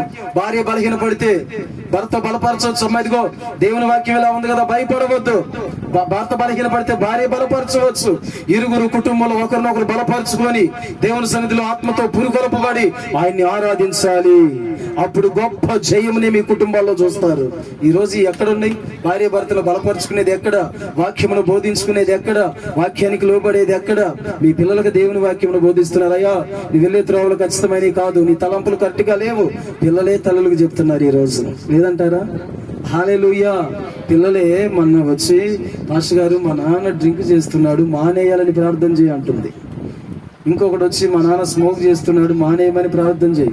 అయ్యా, మా అమ్మ సాయంత్రం అయ్యేటప్పుడు కల్లా మా అమ్మ నాటికల టయానికి ఆ నాటికలు పెట్టుకొని కూర్చునేది. మా నాన్న పని నుంచి వస్తాడు, ఆయనకి నీళ్లు తోడదు, ఆయనకి అన్నం పెట్టదు, ఆయనకి మంచి మర్యాద చూడదు. ఇక వచ్చిన కానించి, మా నాన్న వచ్చిన కానించి ఆయనే తోడుకోవాలి, ఆయనే చేసుకోవాలి, ఆయన అన్ని చేసుకోవాలి. ఏమో మాత్రం అతక్కపోద్ది ఆ టీవీకి. స్తోత్రం. అందుకే దేవుడి కృపను బట్టి మన ఇళ్లలో ఆ దరిద్రం లేదు. స్తోత్రం. ఉందా మీ ఇళ్లలో? ఉందా? టీవీ ఉందా? ఉండగానే మంచిగా ఉపయోగిస్తే దాన్ని బాధల. దేనికి ఉపయోగిస్తే? దరిద్రమైన సినిమాలు పెట్టుకోవటం, దరిద్రమైన పాటలు పెట్టుకోవటం. ఆ పాటల్లో నేను బెత్తిన డ్రెస్ వేసుకుని ఎగురుతుంటారు, అవి చూస్తాం, పిల్లలకు చూపించటం. సరిపోతుంది అక్కడ కదా.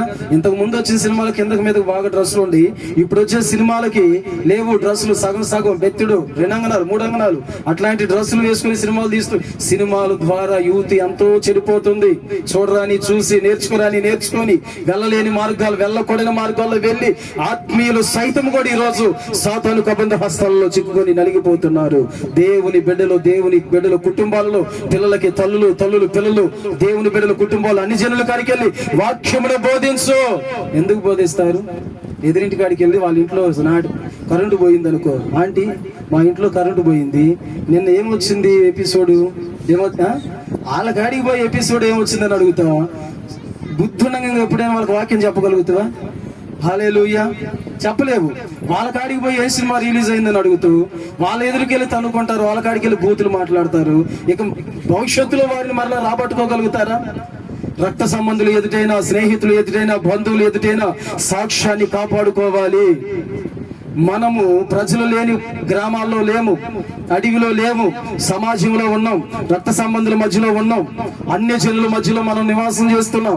వాళ్ళకి మనం సువార్తను ప్రకటించులాగున దేవుని వాక్యము బోధించినట్లు వారి ఎదుట చెడిపోయిన బ్రతుకు, పాడైపోయిన బ్రతుకు, అన్య జనులు మాట్లాడే మాటలు, అట్లాంటి మాటలు మాట్లాడకూడదు. అట్లాంటి బ్రతుకు మనం బ్రతకకూడదు.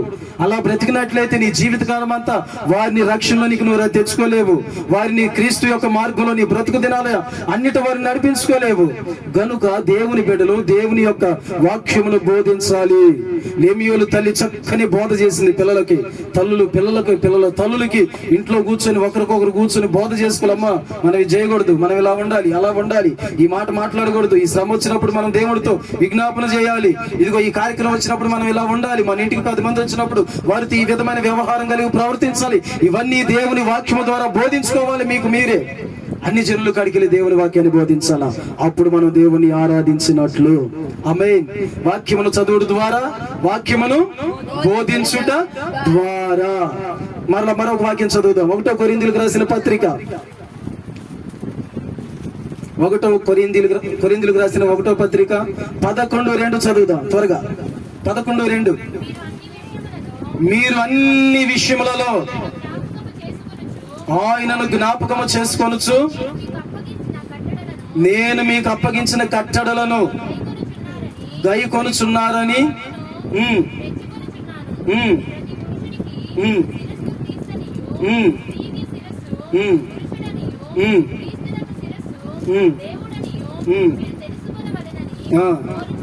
ఆమేన్.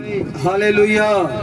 నేను మీకు విధించిన కట్టడలు, నేను మీకు విధించిన నా విధులు నేను మిమ్మల్ని నడుచుకోమన్న మార్గములలో మీరు నడుచుట ద్వారా నేను సంతోషించేదను. అనగా దేవుడు మనకి ఏవేవి విధులు విధించాడో వాటిని మనం అనుసరించడం ద్వారా, ఆయన వాక్యమును అనుసరించడం ద్వారా, ఆయన వాక్యమును చదువుడు ద్వారా, మూడోది ఆయన మనకి విధించిన కట్టడలను, ఆజ్ఞలను, ఆయన విధులను ఎప్పుడైతే ఒక మనిషి గైకొంటాడో అప్పుడు ఆయన్ని ఆరాధించినట్లే.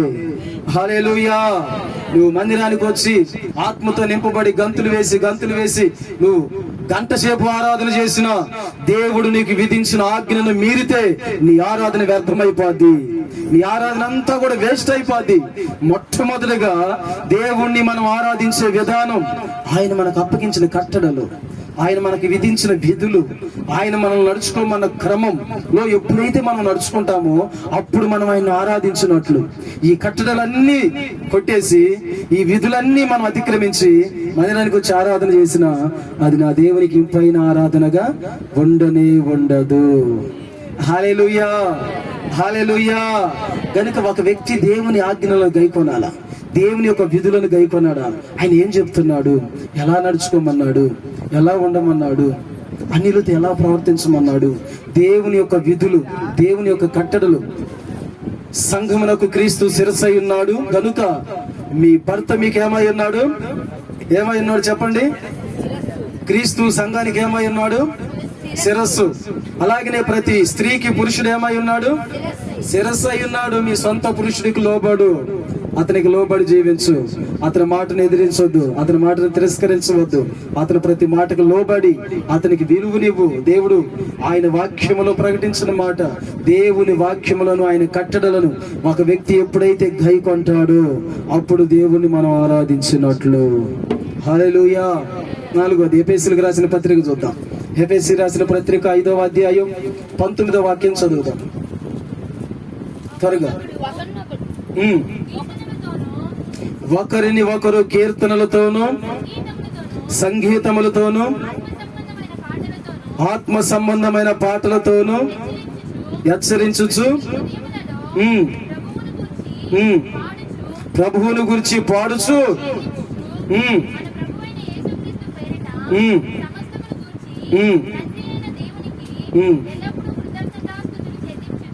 ఆమేన్. 4వది వచ్చేటప్పటికల్లా ఆత్మ సంబంధమైన కీర్తనలు పాడుచు, ఆత్మ సంబంధమైన మాటలు మాట్లాడుతూ, ఆత్మ సంబంధమైన ఆలోచనలు కలిగి ఒకరిని ఒకరు హెచ్చరించుకుంటూ, ఒకరిని ఒకరు దైవ భక్తులు దేవభక్తులు పురికొల్పుకుంటూ, ఒకరు ఒకరు ఐక్యత కలిగి సఖ్యత కలిగి క్రీస్తు మార్గంలో నిలబడుతూ ఆయన్ని ఆరాధించినట్లు. స్తోత్రం. ఈరోజు ఆత్మీయులు ఎక్కడున్నారు? ఆత్మ సంబంధమైన కీర్తనలు, ఆత్మ సంబంధమైన పలుకులు ఏడండి. ఏ పలుకు, ఏ నోట చూసిన పలుకు ముత్యములాగుండిద్ది అంటే చెడిపోయిన మాటలు. స్తోత్రం. నీ పలుకు, నీ కీర్తన, నీ మాట, నీ తలంపు అది ఆత్మ సంబంధమైనదై ఉండాలి. శరీర సంబంధమైన మాటలు, శరీర సంబంధమైన ఆలోచనలు, శరీర సంబంధముతో కూడినవి తలంపులు దేవుని బిడ్డల నోట రాకూడదు. ఎప్పుడయ్యా మనం ఆయన ఆరాధించినట్లయితే ఆత్మ సంబంధమైన కీర్తనలు పాడుకోవాలి. స్తోత్రం. బండి మీద వెళుతున్నా, ఇంట్లో ఉన్నా, పని చేస్తున్నా నువ్వు పాట పాడుకుంటూ, మట్టి పని అయినా గంపకు మట్టి ఎత్తుకుంటూ ఏదో వచ్చిన మాట, పిచ్చి పాట ఏదో ఒకటి, నీకు వచ్చిన పాట ఒకటి ఉంటుంది కదా, ఆ పాట పాడుకుంటూ పని చేసుకో. ఆత్మ సంబంధమైన పాట.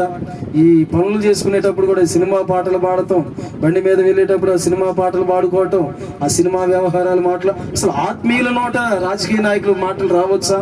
ఆత్మీయుల నోట సినిమా ప్రోగ్రాముల గురించి రావచ్చా?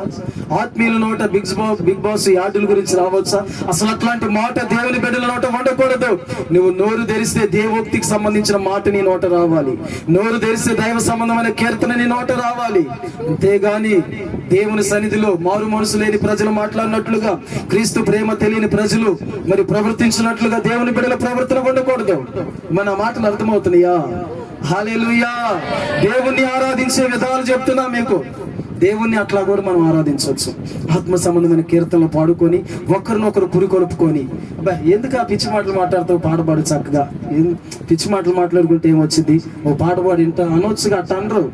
ఇక ఆ ఇంటికి ఏమైంది, ఈ ఇంటికి ఏమైంది, వాడేమైండు, ఈడేమైండు, వాళ్ళ సేవ ఎట్టుంది, వీళ్ళ సేవ ఎట్టుంది, ఆయన ఎట్ట. ఈ దరిద్రం అంతా ఎందుకు? దేవుణ్ణి ఆరాధించు, నీ బ్రతుకు మారిద్ది. దేవుణ్ణి ఆరాధించు, నీ కుటుంబం బాగుపడిద్ది.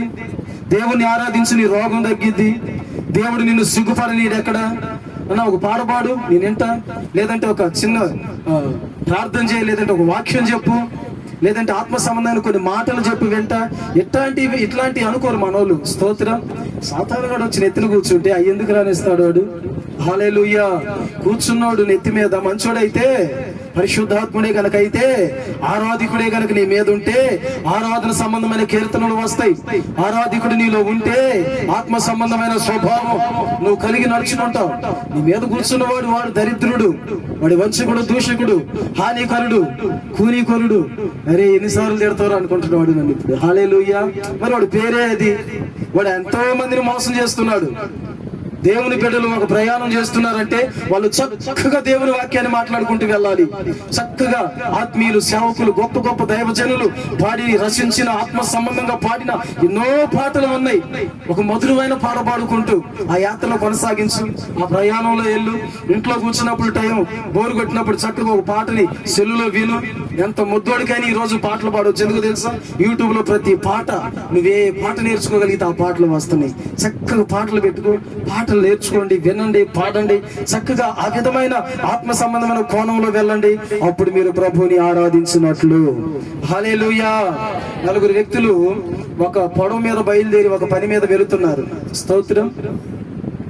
వీళ్ళు వెళ్ళేటప్పుడు యేసయ్యని అడిగారు, అయ్యా మీ వెలుచున్న కార్యం అయ్యిద్దా అంటే, నమ్ముతున్నావా అన్నాడు ప్రభు. నమ్ముతున్నానయ్యా. అయితే మీరు ఆత్మ సంబంధులుగా వెళ్ళండి అన్నాడు దేవుడు. ఎలా వెళ్ళమన్నాడు? ఆత్మ సంబంధులుగా వెళ్ళండి అని చెప్పాడు. ఇక అంతే, మారు మాట దేవుడు చెప్పలా.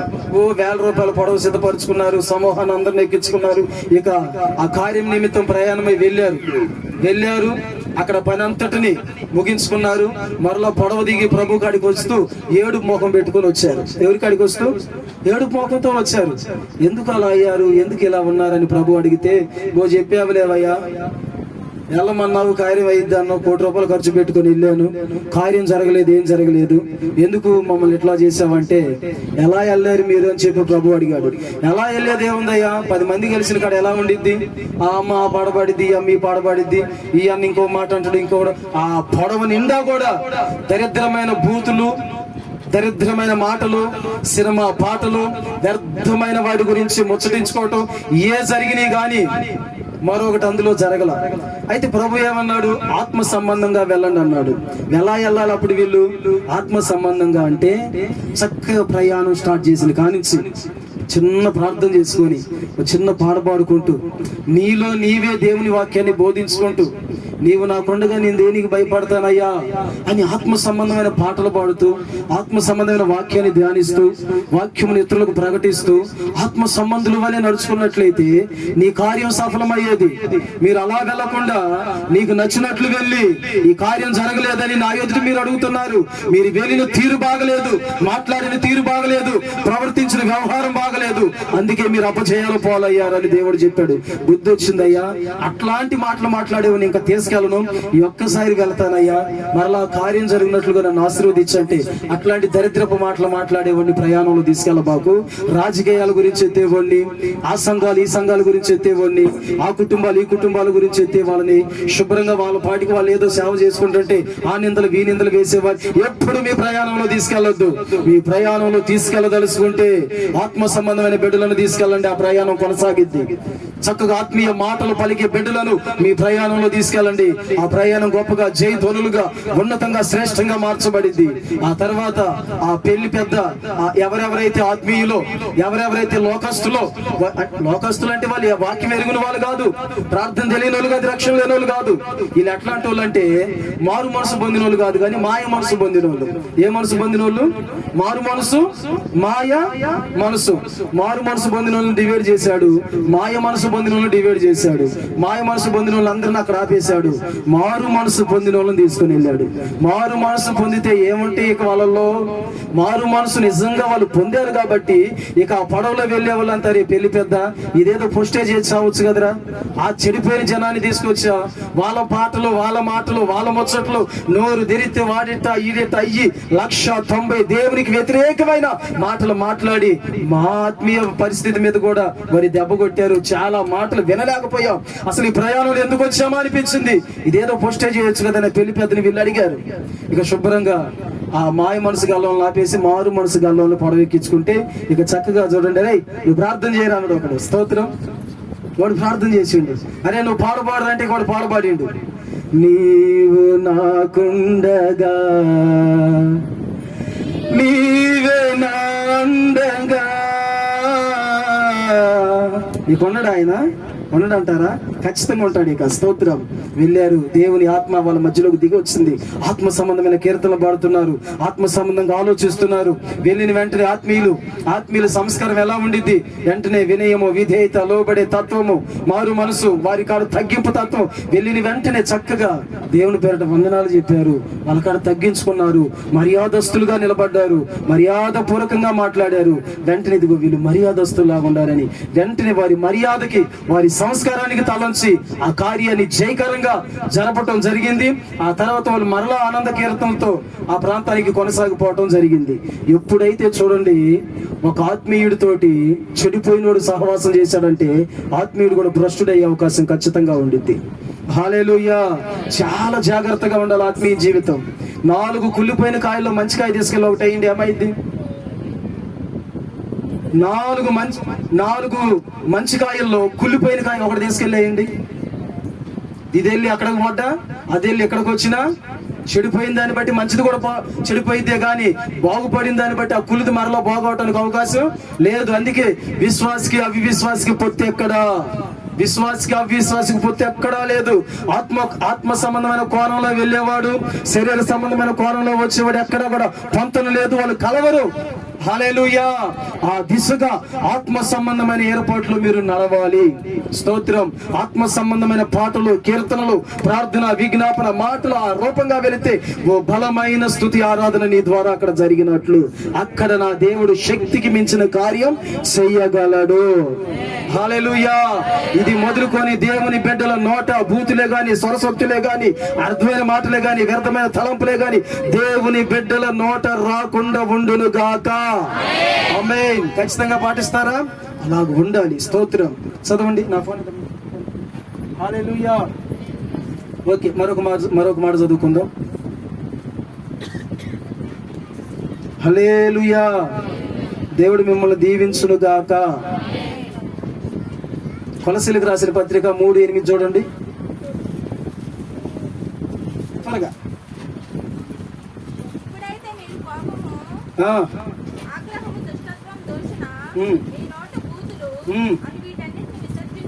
అదిగో నేను చెప్పిన మాట, నా ప్రభు చెప్పిన మాట.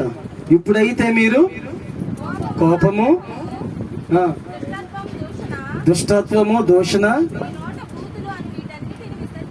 విసర్జించుడి, ఒకనితో ఒకడు అబద్ధమాడకుడి, ఎలా అనగా ప్రాచీన స్వభావమును దానిని క్రియలతో కూడా పరిత్యజించి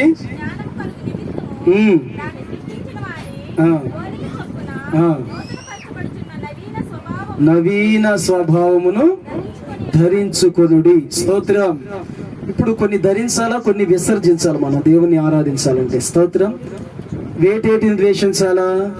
కోపము, ఆగ్రహము, దుష్టత్వము, సరసక్తులు, భూతులు, వీటిని ఏం చేయాలా? విసర్జించాలా. ప్రేమ, సమాధానం, దయాలత్వం, దీర్ఘశాంతం, దేవుని యొక్క కృపను ధరించుకోవాలి, నవీన స్వభావాన్ని. హల్లెలూయా. కొంతమందికి మాయ మనసు, మారు మనసు కాదు. అది ఏ మనసు? అది ఈ మాయ మనసు. హల్లెలూయా. మాయ మనసుతో మనుషులు మాయ చేయొచ్చేమో, దేవుణ్ణి మాయ చేయలేం. నిజంగా మారు మనసు పొందు, నిజంగా క్రీస్తుని నీ హృదయంలో చేర్చుకో, నిజంగా నీ పాపములు ఒప్పుకో, నిజంగా మారు మనసు పొంది ఆయన సన్నిధిలో నువ్వు నిలబడి ఆరాధన చేయి. పరిశుద్ధాత్మ దేవుడు నాట్యమాడుతూ నీ మీదకి వస్తాడు. ఈ మాయ మనసుతో కొంతమంది, నీ మనసు మారింది అనుకో, అబద్ధాలు నీ నోట రావు. మనసు మారింది అనుకో, బూతులు నీ నోట రావు. మనసు మారింది అనుకో, ఎదుటి వ్యక్తికి అబద్ధం చెప్పవు. నీ మనసు మారింది అనుకో, వ్యర్థమైన సరస్వత్తులు నీ నోట రావు. మాయ మనసుతో దేవుణ్ణి మనం ఎంత ఆరాధించినా ఆరాధనకి నా దేవుడు చెలించడు, స్పందించడు. మారు మనసు దేవునికి ఏమై ఉంది? అవసరమై ఉన్నది. వారు పూర్ణ హృదయముతో, పూర్ణ ఆత్మతో, పూర్ణ మనసుతో, పూర్ణ వివేకముతో దేవుణ్ణి ఆరాధించారు, స్తుతించారు, విజ్ఞాపన చేశారు కనుక వారు గొప్ప జయధ్వనులతో వారి ప్రయాణాన్ని నా దేవుడు ఆశీర్వాదకరంగా కొనసాగించాడు. హల్లెలూయా. మరొక వాక్యం కూడా చదువుదాం. అపోస్తుల కార్యముల గ్రంథం 2వ అధ్యాయం 42, 46 వాక్యాలు కూడా చదువుదాం త్వరగా. మీరు అపోస్తలులను బోధనయందును, సహవాసమందును, రొట్టె విరుచుటయందును, ప్రార్థన చేయుటయందును ఎడతెగకయుండుడి. 3:1 కూడా చూద్దామమ్మా. అపోస్తలులు 3:1. ప్రార్థనా కాలమున పేతురును యోహానును దేవాలయమునకు ఎక్కి వెళ్ళుచుండగా పుట్టినది మొదలు 10 గుడ్డివాడైన ఒక మనుష్యుడు మోసుకొని పోబడుచుండెను. వాడు దేవాలయములోనికి వెళ్ళు వారిని భిక్షమడుగుటకు కొందరు ప్రతిదినం వారిని శృంగారమును దేవాలయపు ద్వారమునందు ఉంచును వచ్చిరి.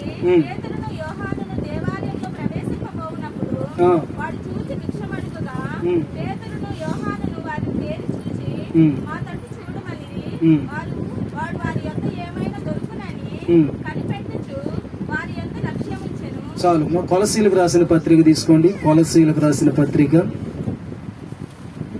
4వ అధ్యాయం 2వ వాక్యం కూడా చదువుదాం.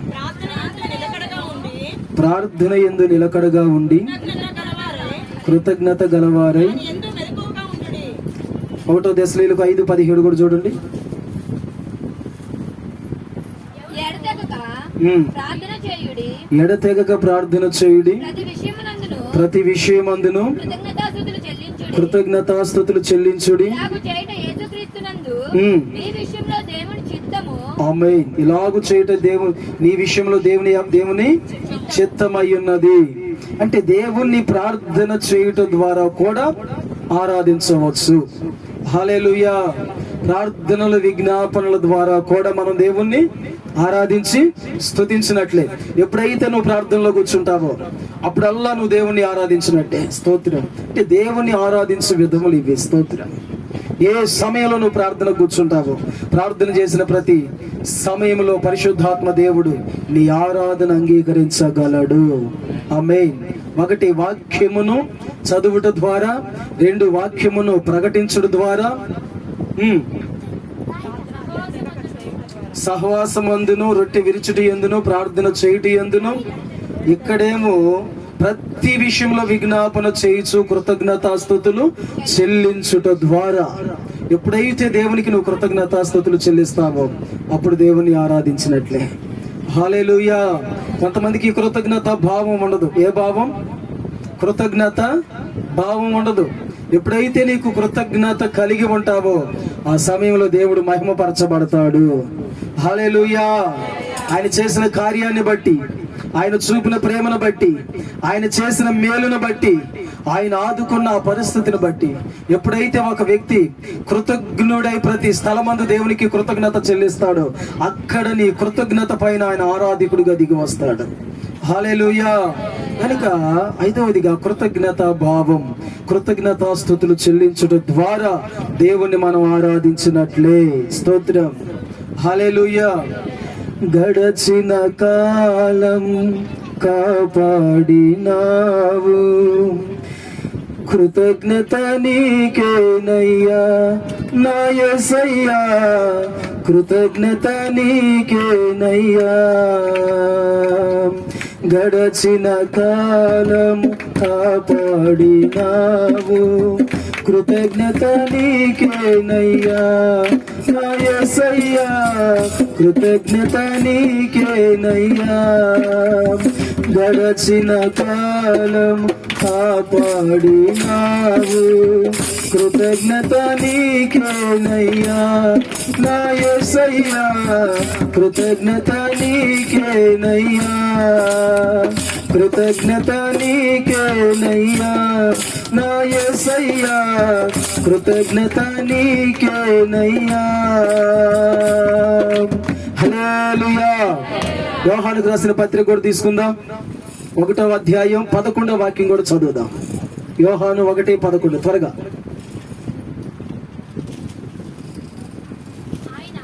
ఆయన సఖీయుల యొద్దకు ఉమ్, వచ్చెను. ఆయన స్వకీయులు ఆయనను అంగీకరింపలేదు. ఆయనను ఎందరైతే అంగీకరించారో వారందరికీ అనగా ఉమ్, ఉమ్, ఉమ్, దేవుని పిల్లలవుటికి ఆయన ఏమిచ్చాడంట? ఆయనను అంగీకరించుట ద్వారా కూడా ఆయన్ని ఆరాధించినట్లే. హల్లెలూయా. అనేకులు యేసయ్యను అంగీకరించారు ఆ రోజుల్లో. ఆయన స్వకీయులు కొంతమంది ఆయన అంగీకరించాల.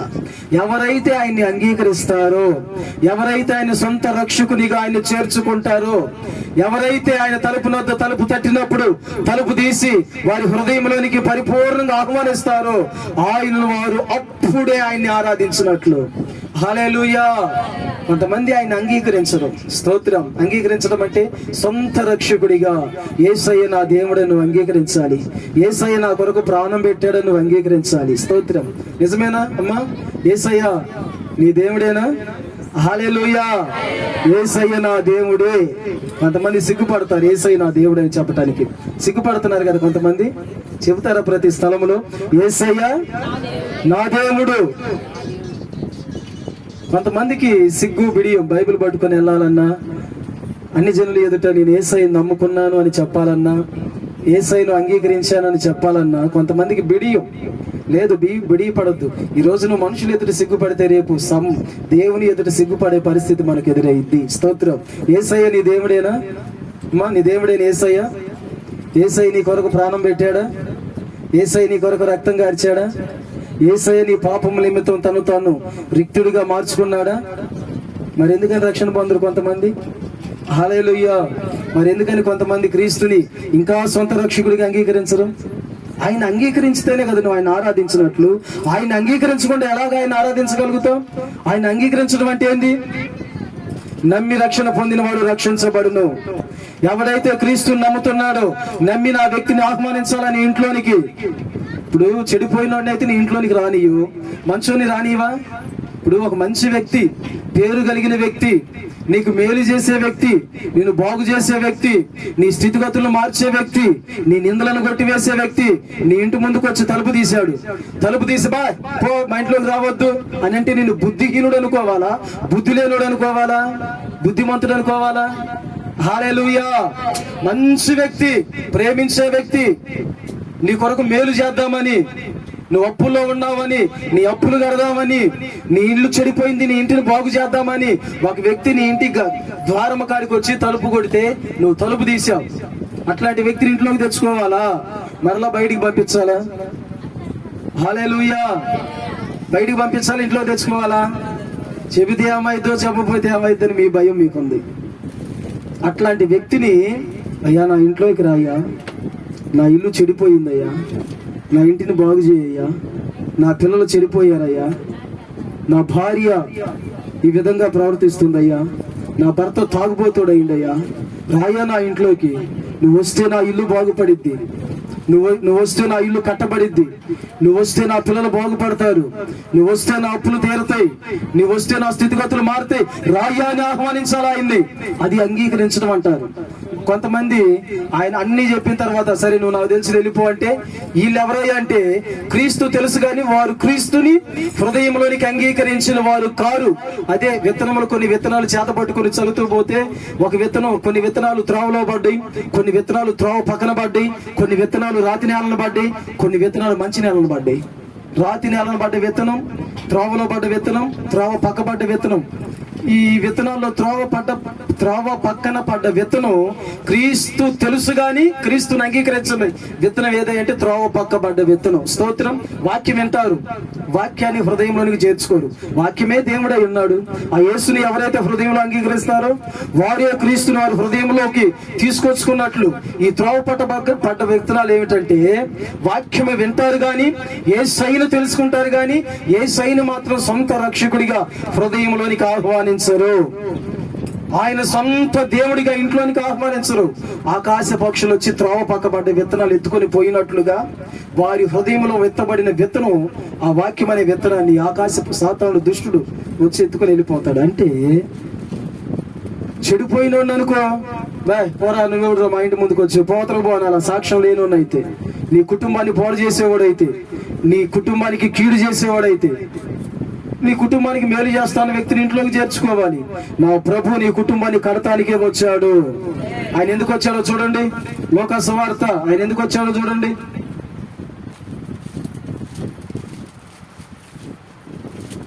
లోక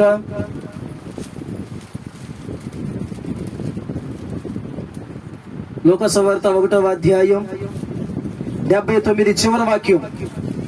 చీకటిలోను మరణపు ఛాయల్లోను కూర్చుండ వారికి వెలుగిచ్చుటకై ఆయన మహావాత్సల్యమును బట్టి పైనుండి ఆయన మనకు అరుణోదయ దర్శనమిచ్చెను.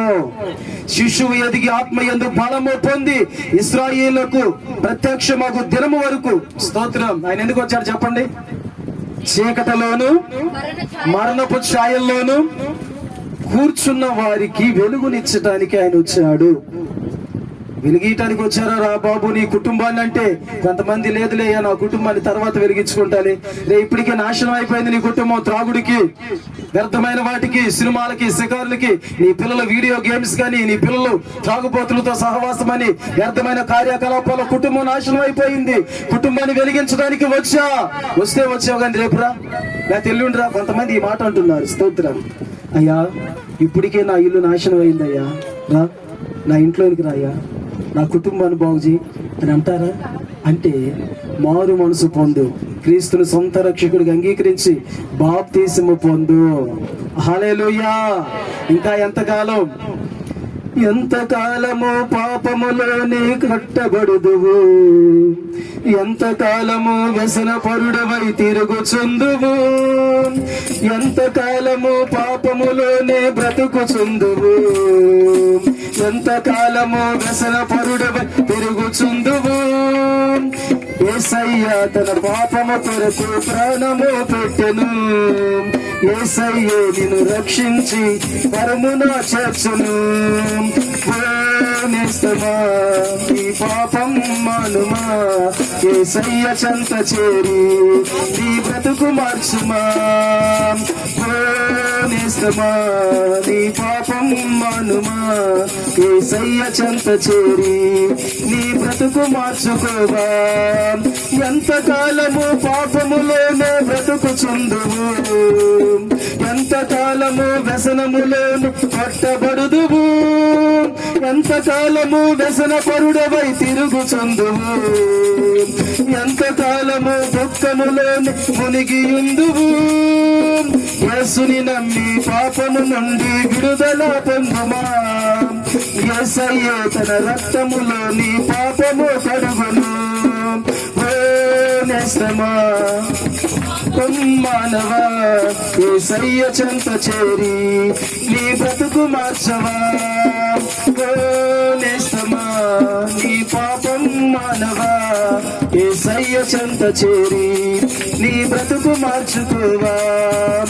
ఎంతకాలము దేవుని విడిచి తిరుగుతుందువు, ఎంతకాలము దేవుడు లేక బ్రతుకుచుందువు, ఎంతకాలము దేవుని విడిచి తిరుగుచుందువు, ఎంతకాలము దేవుడు లేక బ్రతుకుచుందువు, ఎంతకాలము దేవుని మాటలు ఎదిరించదవు, ఎంతకాలము దేవుని నీవు దుఃఖపరుతువు, ఎంతకాలము దేవుని మాటలు ఎదిరించదవు, ఎంతకాలము దేవుని దుఃఖపరుతువు. యేసయ్య నీ పాపము కొరకు ప్రాణము పెట్టెను, యేసయ్య నిన్ను రక్షించి పరమున చేర్చును. యేసయ్య నీ పాపము కొరకు ప్రాణము పెట్టెను, యేసయ్య నిన్ను రక్షించి పరమున చేర్చును. నేస్తమా పాపం మానవా, యేసయ్య చెంత చేరి నీ బ్రతుకు మార్చవా ఓ నేస్తమా నీ పాపం మానవా యేసయ్య చెంత చేరి నీ బ్రతుకు మార్చవా ఎంతకాలము పాపములోనే బ్రతుకుచుందువు ఎంతకాలము శాపములోనే పట్టబడుదువు ఎంతకాలము పాపములోనే బ్రతుకుచుందువు ఎంతకాలము శాపములోనే పట్టబడుదువు ఎంతకాలము వ్యసనపరుడవై తిరుగుచుందువు ఎంతకాలము దుఃఖములోని మునిగి ఉందువు ఎంతకాలము పాపములోనే బ్రతుకుచుందువు ఎంతకాలము వ్యసనపరుడవై తిరుగుచుందువు యేసుని నమ్మి పాపము నుండి విడుదల పొందుమా యేసయ్య తన రక్తములోని పాపము కడుగును యేసుని నమ్మి పాపము నుండి విడుదల పొందవా హల్లెలూయా. అందరూ కొంతమంది ఆహా స్తోత్రం అదేదో తేనెలాగే ఉండిద్ది కొంతమందికి. హల్లెలూయా హల్లెలూయా. దేవుడు మిమ్మల్ని అందరినీ దీవించును గాక. జాగ్రత్త, దేవుణ్ణి ఆరాధించే విధానం.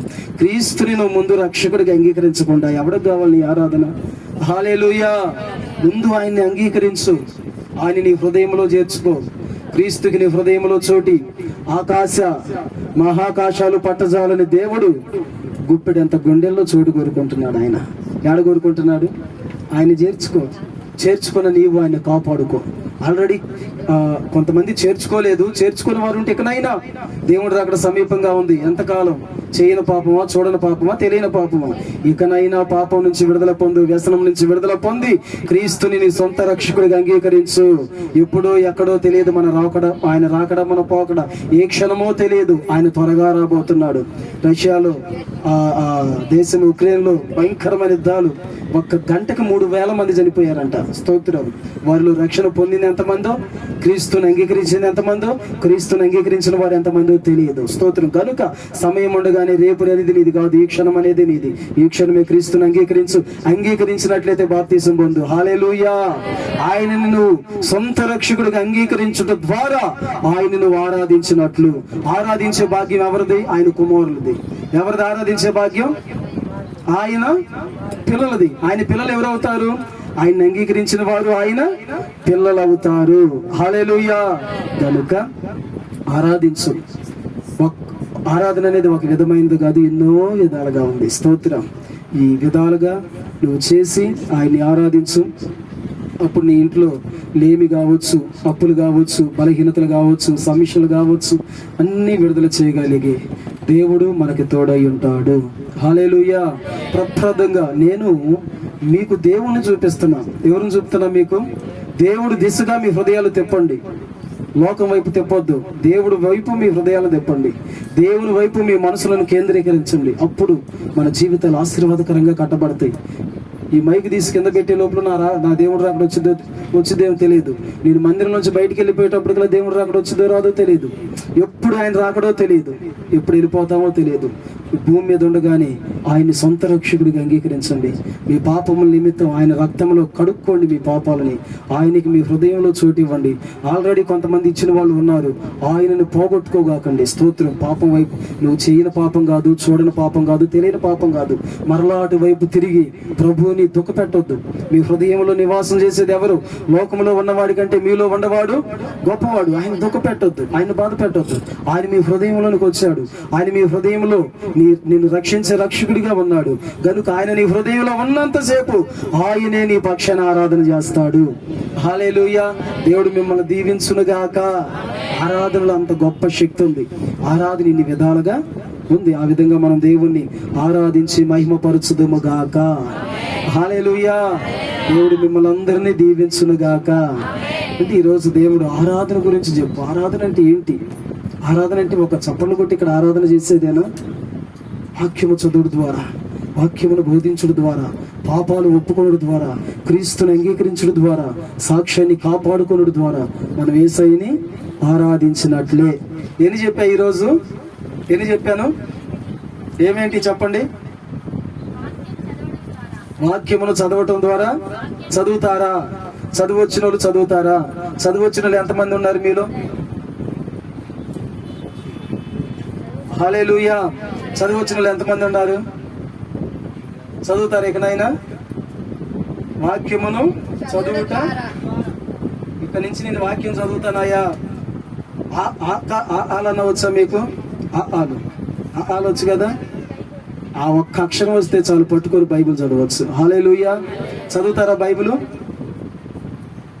ఏమో మాట ఇస్తే మళ్ళీ తప్పిపోతే యాడ ఇదైతే భయం.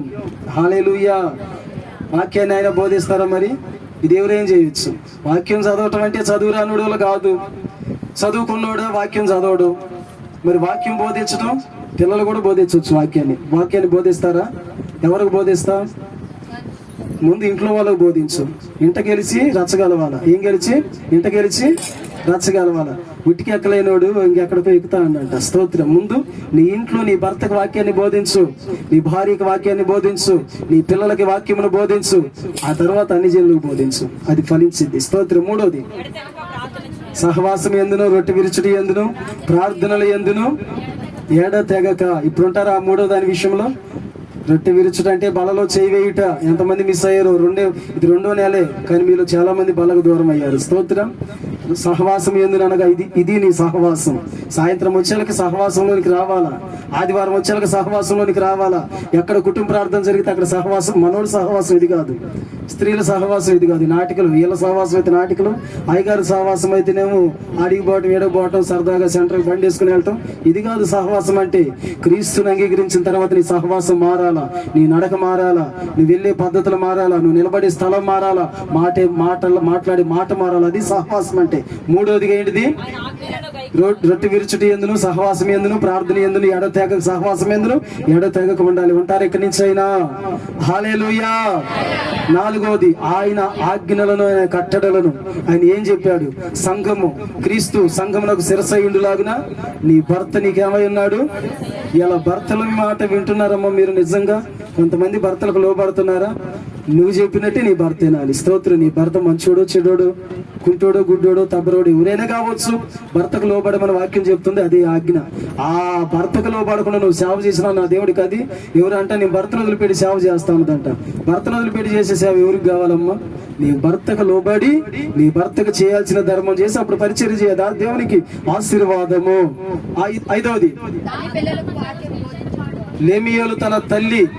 లేమియోలు తన కుమారుడికి వాక్యమును బోధించినట్లుగా మీరు కూడా మీ ఇళ్లలో పిల్లలకి దేవుని వాక్యమును ప్రకటించాలి. స్తోత్రం. ఆరోది, నవీన స్వభావం. ఏడుదది, కొంతమందికి మాయ మనసు. ఈ మనసు మారదు. 8 సంవత్సరాలు ఉండాలి.